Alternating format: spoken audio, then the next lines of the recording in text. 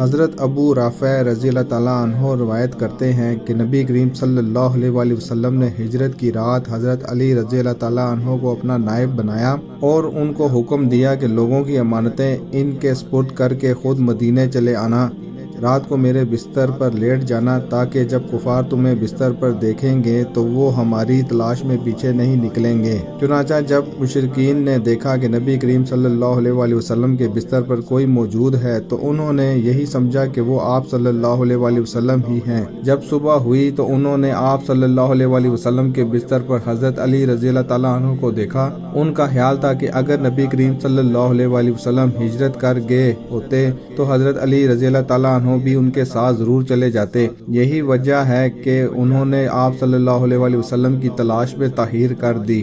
حضرت علی رضی اللہ تعالیٰ عنہ جب امانتیں واپس کر کے فارغ ہوئے تو مدینے کو روانہ ہو گئے۔ وہ دن کو چھپے رہتے اور رات کو سفر کرتے تھے۔ آخر مدینے پہنچ گئے۔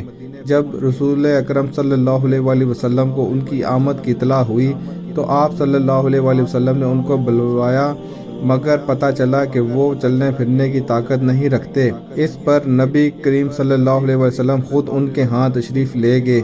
آپ صلی اللہ علیہ وآلہ وسلم نے دیکھا کہ حضرت علی رضی اللہ تعالیٰ عنہ سفر کی تھکاوٹ سے نڈھال ہیں، پاؤں پر ورم ہے اور خون بہہ رہا ہے۔ ان کی یہ حالت دیکھ کر نبی کریم صلی اللہ علیہ وآلہ وسلم از راہ شفقت رونے لگے۔ پھر اپنا لعاب دہن حضرت علی رضی اللہ تعالیٰ عنہ کے دونوں پاؤں پر ملا اور شفا کی دعا کی۔ اس کے بعد عمر بھر کبھی حضرت علی رضی اللہ تعالیٰ عنہ کے پاؤں خراب نہیں ہوئے۔ سبحان اللہ۔